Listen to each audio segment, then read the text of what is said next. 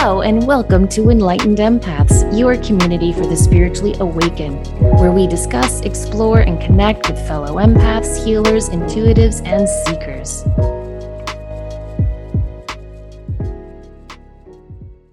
Hello, empaths. Welcome to the show. We're so excited to have you join us. This is our favorite monthly episode where we get to share stories and questions that you guys have emailed into us. Please remember, before we dive in, if you have a question or a story you want to share with us, you can email us enlightenedempaths@gmail.com. Okay, Denise, I'm just going to dive right in. Is that okay with you? That sounds perfect. All right. Our first one says, my mother came to me in a dream. I know it was a true visitation because I never remember my dreams, and this was so very vivid, and I remember it clearly even now. I was outside at her funeral, and she came up to me. I said, Mom, what are you doing here? She said, please stop crying. I am so very happy here. Please don't cry for me. I asked her if Dad was with her, and she didn't respond. I remember waking up with tears on my face. Looking back, she really didn't answer any of my questions, but she made me feel so much better. Such a short interaction, but very powerful.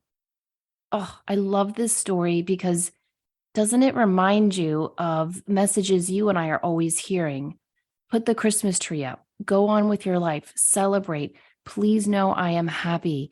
Don't cry for me. I'm still with you. And that's a huge question people will ask when they consult a medium. They'll say, are they happy? Are they okay? Are they safe? Are they at peace? And I've never had someone come back and say, oh, hell no, I'm a mess. I've never had that happen. No,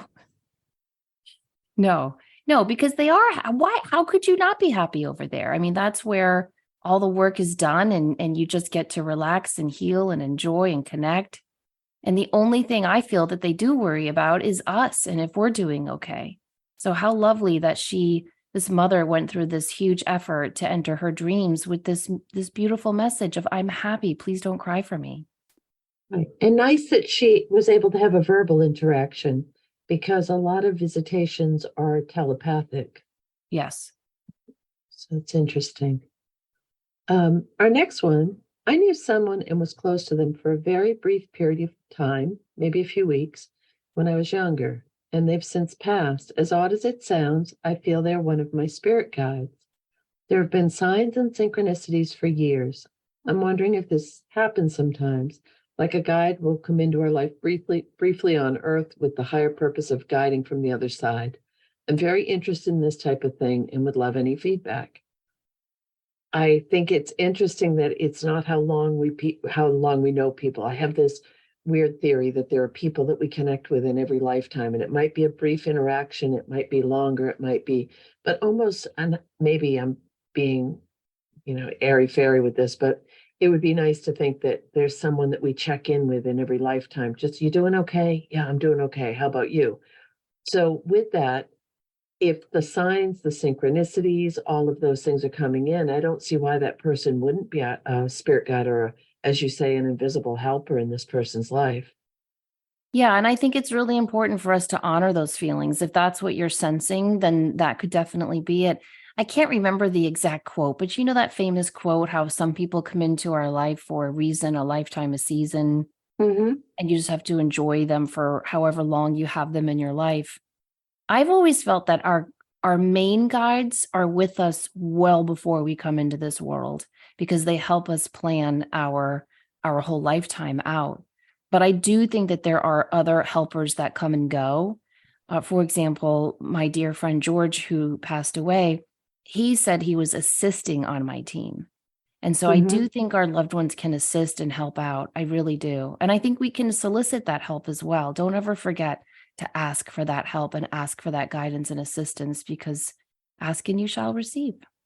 I agree. And then you can get into, people have spirit animals that they work with, or they have someone from the angelic realm that they work with. So it can be a really amazing and diverse dream team.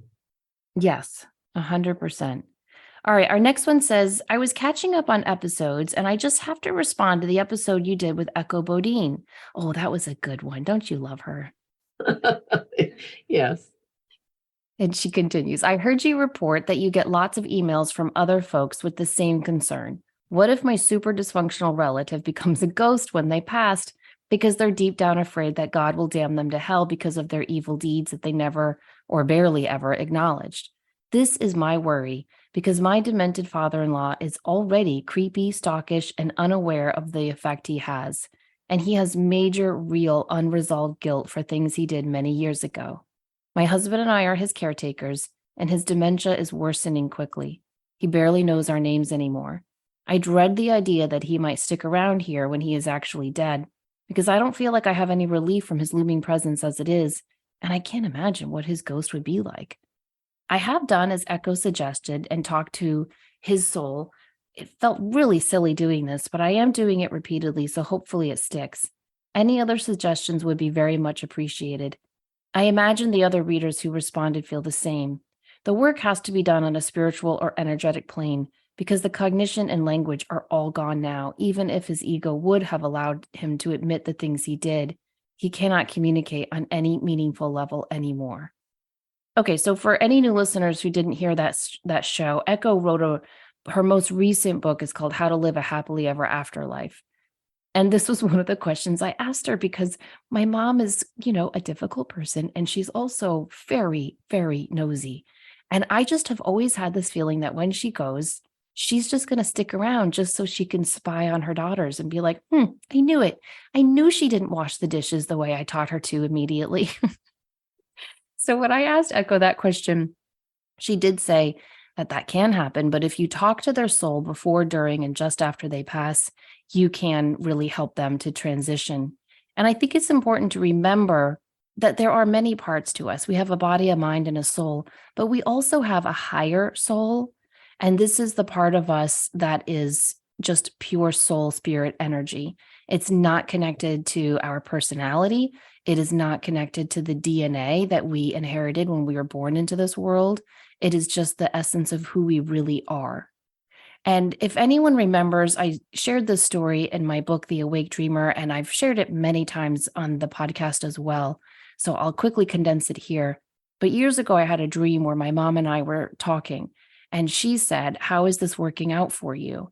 And in the dream, I knew what she was talking about. And I said, it's working out well. And she said, well, when you asked me to incarnate as a real bitch, I agreed because I knew it would help your soul grow, but I have to admit it's hard for me. And that dream really changed my life because it made me realize that my mom is a soul, and that for whatever reason, she and I agreed to have a difficult relationship to help my soul grow in challenging, but also helpful and amazing ways. But at her core, her higher self is this beautiful soul. I felt it in that dream. I felt that love. And so I would recommend to this listener that you start talking and praying with your father-in-law's higher self and start telling that higher self. I think our higher self is genderless, so I don't even want to use pronouns. Just tell that higher soul that, they are loved, that they will be in the light, that they are of the light, and that when it is time to go, they just have to go into the light. When I was pregnant with my first child, I can't tell you how many people came up to me with their horror stories of pregnancy, and I still am baffled why any woman does that to another woman. But it did kind of freak me out. And so my whole last trimester, I talked to the soul of Olivia and I said, honey, the quicker you go to me, the quicker you're going to see a light, you're going to hear noise, you're going to feel restriction. The quicker you go to that light, the quicker you're in my arms. And I swear to God, I had the easiest delivery. And I think it's because I kind of prepped maybe just myself, but I feel that her soul was listening. I think we can do the same thing at the end of the life as well. The other thing I would recommend, I do this anytime someone I know passes. I take a candle and, because on me, I often surround it with crystals, but you don't have to. And I keep it lit every day for at least 30 days. And every morning when I light that candle, I ask that light guide the soul home. And so that's something else you can do. That's all incredible information and very valid for, I'm sure, so many listeners. Another thing to consider is when you're talking to your father-in-law, even if he can't respond or if becomes more and more nonverbal, you can connect with him telepathically You can do this with people that have that are neurodivergent. You can do this with people who are in comas. You can do this with people. It's connecting with that soul. But if you need to meditate and visualize, this room where you're both in chairs facing each other, and ask his spirit to come and sit in that chair across from you, but send it with love. Send it with, I'm here for you. Please know that we're glad that we're able to help you with this time of your life. But every time you start to get into the fear-based stuff, really send that love and send that encouragement to your father-in-law, that you and your husband are there for him. Beautiful.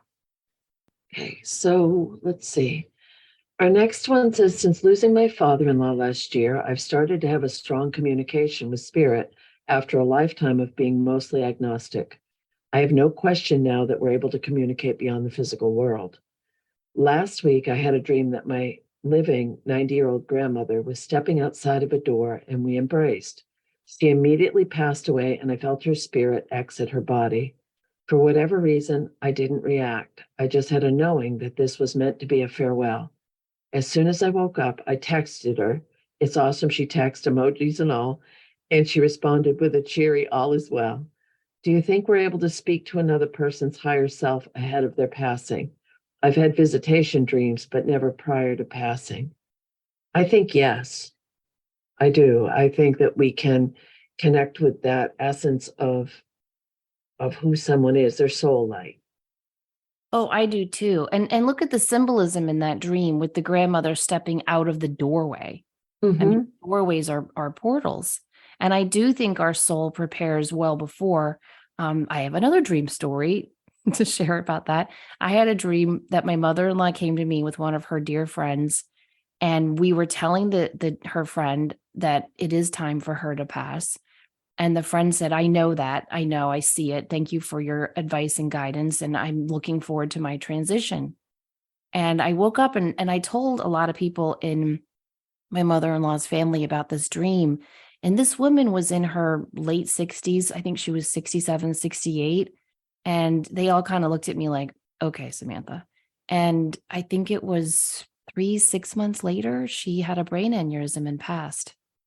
And so I hope your grandmother, who texts with emojis and all, which is super amazing, I hope she has a lot longer than that. But I do think that our soul knows well before our physical self knows that we're passing. And this shows that you have a beautiful connection, not only with your father-in-law, but your grandmother. And I have no doubt you'll be able to connect with her when she's ready to transition through that portal as well.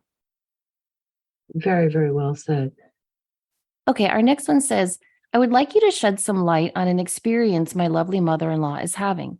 I'm halfway through reading The Awake Dreamer, and since I've been reading it, my mother-in-law has been having visitations or vivid dreams or visits from spirits. I'm not really sure. I am astounded by the coincidence of this. My mother-in-law is 83 and has been managing ill health for many years now. Just recently, she's been feeling more fatigued than usual and sleeping a lot, especially throughout the day. My in-laws have also moved some furniture around, donated a few unwanted trinkets, and upgraded their sofa in the living room. Over the past week, my mother-in-law has said that she has seen people in her room at night. She says they are ghosts. She says they're not scary, but when she first saw them, she covered her face and then woke up my father-in-law.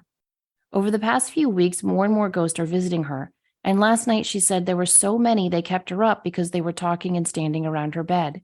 She said she saw a dog and some other animals. She said one ghost person went to jab a knife at her, but the next person to him pushed his hand away, not violently, and said no. My mother-in-law said she did not feel frightened.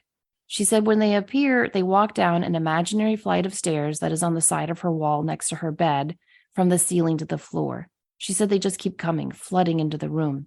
In real life, there is a chest of drawers against the side of the wall with a double-sided hand mirror on top of the drawers.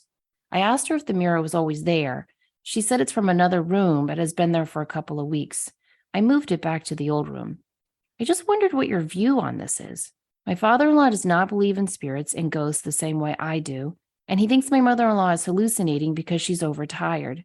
But she has had no changes in her medications. My husband is concerned because he thinks the people are past ancestors from generations back who've come to prepare my mother-in-law for her end of life. I do not believe this because my mother-in-law does not know who they are and they do not talk to her. I think that maybe because my in-laws have had a bit of movement with the furniture downstairs, it could have unsettled some spirits, or they're just latching onto my mother-in-law because she's been so tired and they're using her energy. I also think the mirror could have acted as a portal. We are all confused, but most importantly, we just want to help my mother-in-law to feel settled again and to have a good night's sleep. She's Catholic and is going to request the priest to visit and say some prayers. I have ordered some black tourmaline online.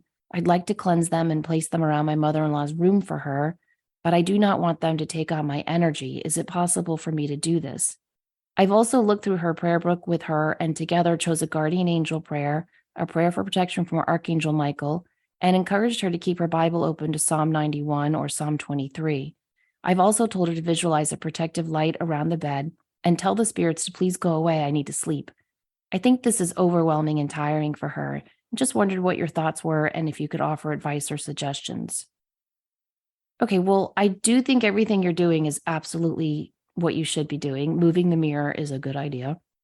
The black tourmaline is a fantastic idea. It's super, super protective. It will not take on your energy. All you have to do is hold those stones in your hand and set the intention that these crystals will serve as a grid of protection under and around the bed to keep her protected from seeing these things. I think often when we are at those stages in our life where we're kind of not fully in our body, so either when we're just super stressed or tired or going through an illness or going through surgery, those times when we just don't feel fully present in our body, I do feel as though we have one foot here and one foot there. And so she might be able to see this other dimension. The fact that she's not scared of them is fantastic, but the one with the knife, I'm sorry, that would freak me out. So I do think you're doing all the right things with the protection and the prayers and having the blessing said in the home. I also think that it's not that she's preparing to transition, it's just that she is kind of in between these two stages. So anything you can do to help ground her energy and keep her in the here and now is going to be really, really helpful. You could ask her to share recipes, you could ask her to tell stories, anything that keeps her in the present moment, I think will help. And as she's falling asleep, make sure she is saying those prayers. And you can even tuck an amethyst and a black tourmaline under her mattress or under her pillow, like in her pillowcase, because that will help ground her energy as well. What do you think, Denise? Crossed my mind is I'm wondering if the mother-in-law has always been really sensitive to spirit, but shut it off as a young person or a small child. And now that she's in a stage of life where she's not able to turn it on and off as much, so people would say it's hallucinations and stuff, but is she just opening up to a part of herself? Because so many people right now are feeling a lot of energy around. So that's kind of what popped into my head, and just the volume of people and not knowing them. I could see if it was her auntie or her brother or people that she knew or her parents, but just the fact, and the staircase I thought was interesting as well, as far as the symbolism.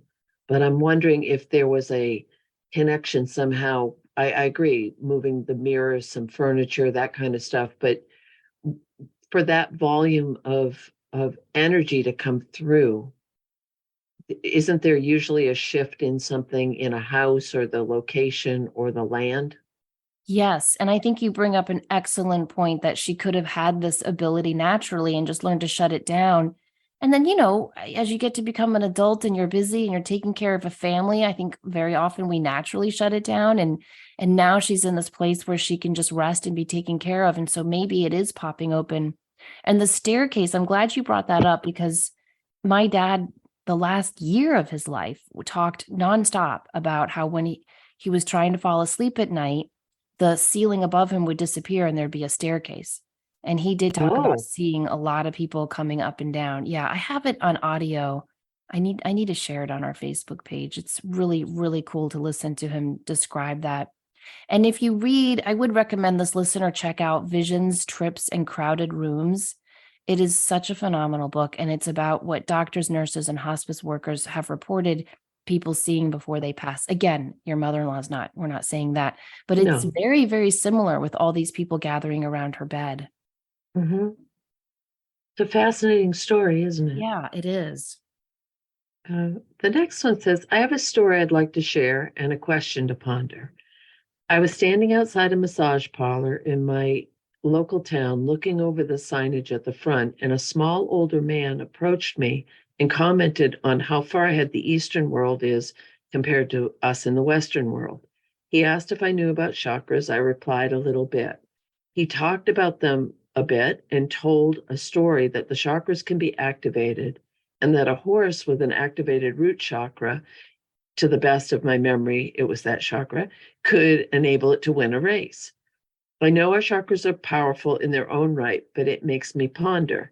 If we can activate our hand chakra to do healing work, or our third eye to be able to receive spiritual insight, can we activate any of the different chakras at will to navigate situations or events? Where do our own limits and abilities end? If energy is infinite, does that make our own ability to work with it an endless possibility? I wondered after the gentleman left if he was a messenger or a guide. I love that. I think he's a messenger in the sense of what a fun little interaction to have with someone. And when something gets me to think in all those different directions, I absolutely love it. And yes, I do think working with the chakras can, one of the techniques with mediumship or intuition is to truly open your heart chakra and send that beam out to and connect with someone in spirit, for in mediumship, heart to heart. And you can do the same thing if you're reading someone intuitively, is you can connect heart to heart, and that's definitely activating your heart chakra.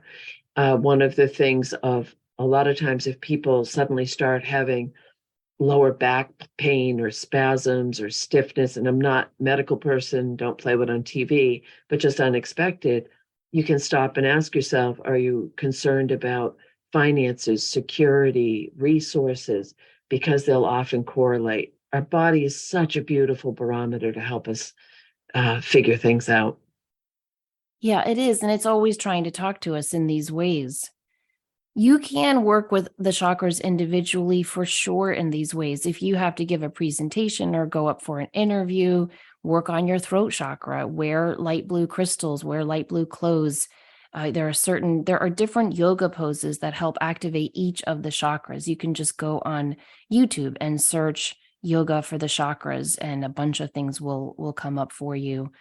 If you're feeling a little low on energy or not so super confident, activate your solar plexus chakra. Visualize glittery gold energy spilling all within and around you like a fountain, and project your own personal sun into the room you're walking into, and you will instantly stand up straighter and feel more confident. So, yeah, this is why I am so passionate about the chakras. And I think everyone should look into learning how to cleanse and balance their own chakra system. I think that's really, really important. Well, it's also a great way if you're at the beginning stages of your intuitive development. That's a great way to get to know how you connect with spirit, how it works for you. Yes, great point. Because all of our intuitive abilities are connected to the chakras.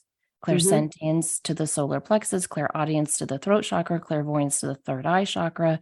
So it's all interconnected, and it's all really, really important. If you go to my website, samanthafay.com, and click under store and then meditations, I do have a chakra cleansing and balancing guided meditation on there.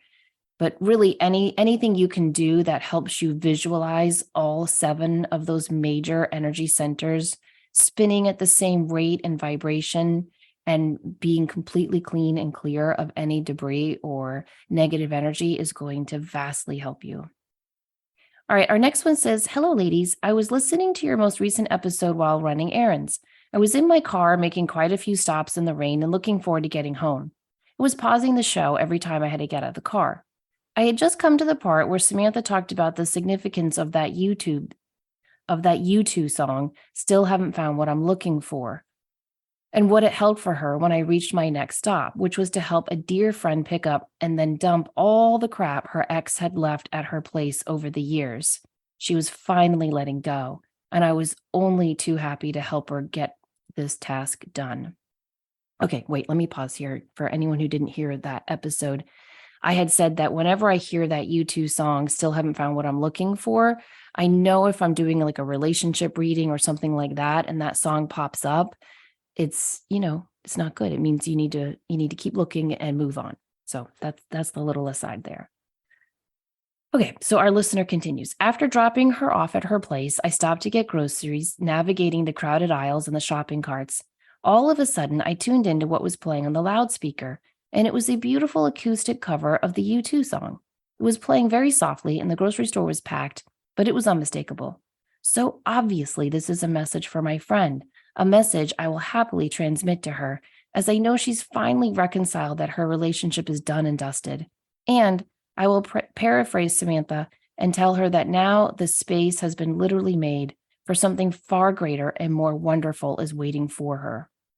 I, on the other hand, have actually been waiting for a sign from my brother-in-law who crossed over last August. He loved the song Diamonds on the Soles of Her Shoes by Paul Simon. And while he was unconscious in the hospital, I sang it to him as he loved my singing voice. So the other day, I tried on a pair of shoes I hadn't worn in a few weeks. The last time I'd worn them, my husband and I were staying in a hotel across the country.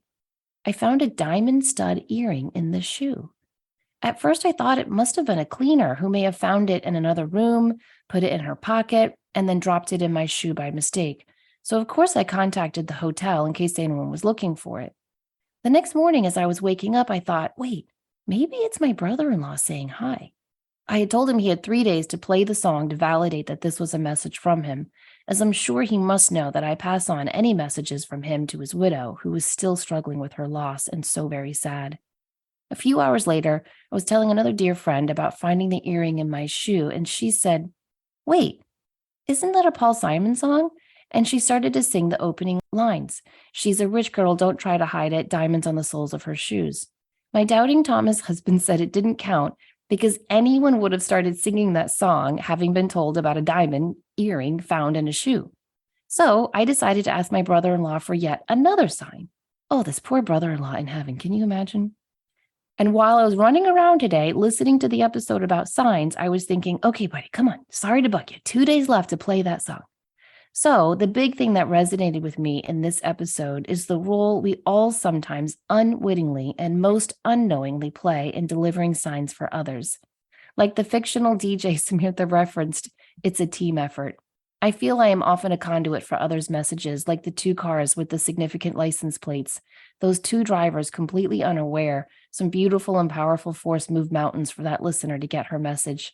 It fills me with awe, just thinking that I would not have received that message from my friend had I not been listening to your podcast and had I not stopped at the grocery store when I did, and on and on. So I just had to share. Thank you for your work and for reminding us to pay attention and stay open to all the love and the guidance that's around us all the time. It wasn't the song I was expecting, but it was the song that was needed. Oh, isn't that so true? So often we're asking for a sign and we don't get the one we're expecting, but we do get the one that we need. But I just have to say, I still feel bad for this brother-in-law. He put a diamond in the sole of a shoe. And they're still like, wait a minute, we need more.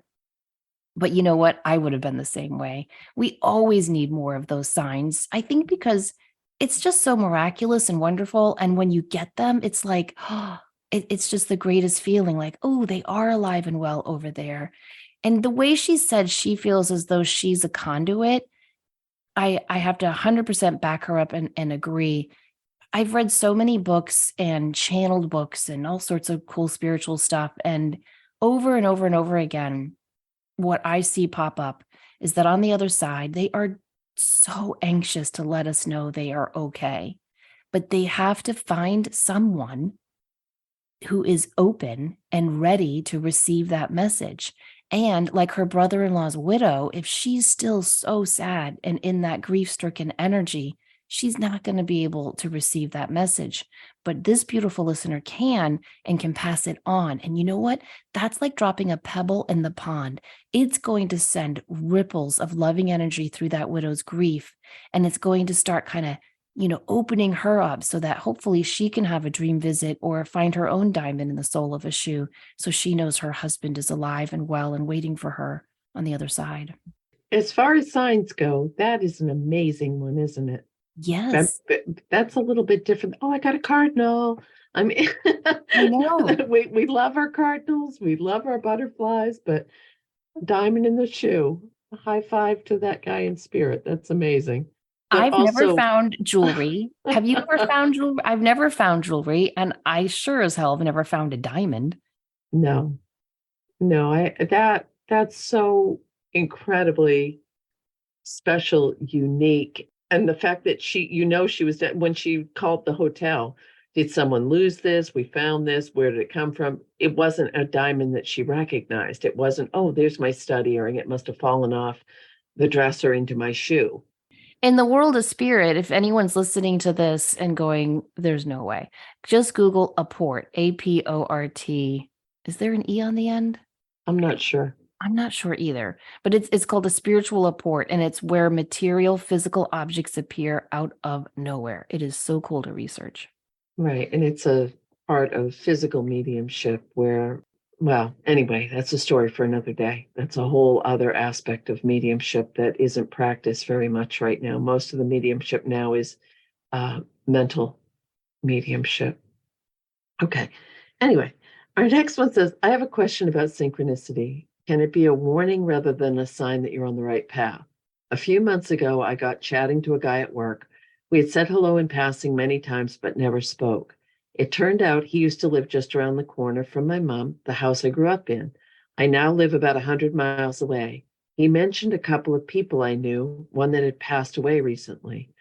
We also talked about his job, which is in a department I've been interested in for some time. He told me there are secondments coming up. He was going to be the hiring supervisor and I should apply. I ended the conversation to attend some online IT training. Less than 5 minutes into the training, the host said he was going to use a random address as an example. He picked my mom's address, the exact name in town, street name in town. The next morning, I woke up to a text from a friend. She had sent a picture of a house that was on the market, asking me if I recognized it. It took me a few moments, but I realized it was the house that belonged to the deceased friend I had been talking about with my colleague the day before. Oh my goodness. I work for the police and have been unhappy in my job recently, so took this as a sign I had to apply for the secondment when it came up. Fast forward 2 months, the secondment was advertised. I was so excited. I talked to HR, my boss, the senior hiring manager, and came up with a plan for childcare. Friends and family thought it sounded perfect for me. However, I couldn't bring myself to write the application. During all of this, I'd been exploring other job opportunities, one of them being a teaching assistant at my daughter's school. There are pros and cons to both jobs, so I asked the universe for a sign. Red shoes for the school and blue shoes for the secondment. I hoped for blue shoes for the secondment. However, a few days later, my daughter was watching a cartoon, and I tuned in just as the main character was showing off his new red boots. I took this as my sign and did not apply for the secondment. It felt oddly calm and accepting of this decision, despite my initial excitement. On reflection, I wonder if the signs I had were a warning. The deceased friend was a kind and troubled person and had a difficult life. We were friends at a time in my life when I made some bad decisions. I left my hometown to make a fresh start, and my life improved significantly since. It would be good to hear your thoughts on this. Well, I do very, very strongly think that synchronicities can be a warning rather than a sign that you're on the right path. For me, a lot of times I'll get a physical reaction with that synchronicity. Either my stomach will get funny, or I'll get an uncomfortable feeling, or I'll get that, like, I feel like I need to look over my shoulder, or it's a different feeling. It still comes in the same way, unexpected, not looking for it, all the ways that we identify synchronicities. But I think that the fact that there were so many, wouldn't you be thinking you were being pushed in the first direction as well to the second one? Yeah, and she still might have been, because I always say, this is advice I always give. it's better to have choices than not have choices. So I would have applied for the teacher assistant job and the second mend. I Mm-hmm. would have. I wouldn't have taken the sign as don't even try. Do you know what I mean? And I think sometimes we said this on another show, that old standby of flipping a coin and don't look at if it's head or tails, just focus on what outcome you want. And the outcome she wanted was to get the second mend. So I do think it's important to ask for those signs, but still always follow through with what your heart is telling you. Yeah, I agree. I agree very much. But the fact that this person felt oddly calm and accepting after the decision was made. Yeah, I think it can be very, very tricky if we just try to follow signs from the universe, because we have to really, at the end of the day, follow what's in our heart. But yeah, I do think synchronicities can line us up for some disappointing things heading down the road. And that's okay too. It's another signpost that everything that happens in our life, the good and the bad, are happening for a reason, and they're happening for us. And throughout all of that, up and down, we have this support. And I think these synchronicities and signs are just one way the universe is trying to tell us that. I remember when my former husband was shot in the line of duty, even before the dreams I had of that incident started, my girls and I, gosh, we went to the, when they were little, I live very, very close to the beach. So we went to the beach all the time after school, and we would just walk and look for shells. And I found perfect heart-shaped seashells almost every day that summer. And they weren't, sometimes I still collect heart-shaped shells and people make fun of me because they're like, that really just looks like a bent circle, Samantha. And I'm like, okay. But this summer, they were all perfect heart shapes. I have them in a shadow box frame. I kept them all. And I knew it was a sign that something not so great was coming, but that I had love and support. And that was true.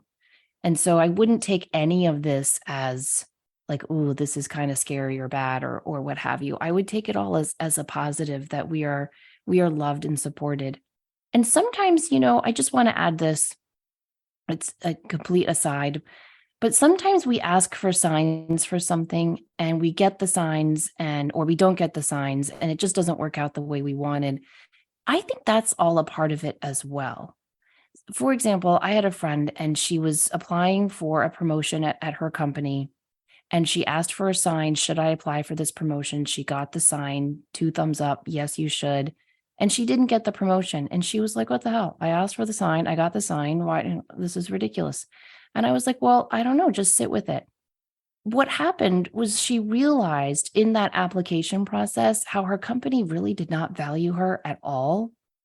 And that whole disappointment and angst made her realize, wait a minute, I don't even like this company. I don't even want to work here anymore.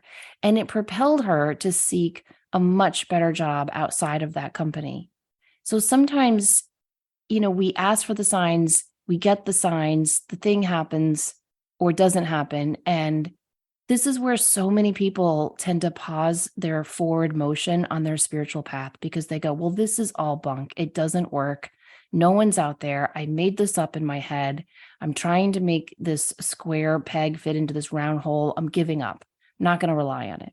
And I think that's so sad when that happens, because oftentimes the universe makes you uncomfortable and kind of purposely points you in the wrong direction just so you can clearly see what the right path is for you. I wonder too if this has something to do with this is in her daughter's school. Is there a reason for her to be in that school with her daughter right now? Mm-hmm. And I truly believe if there's something that's meant to come into your life, the timing aspect, if you're really meant to do it, it will keep showing up again. So it may be that the timing was off for the second and right now, but it's going to represent at a later date, or that opportunity is going to circle back around again. Or Right. as you mentioned, this is happening to open up other doors that may not even be on the grid yet. Yeah. The doors might not even be built yet. Right.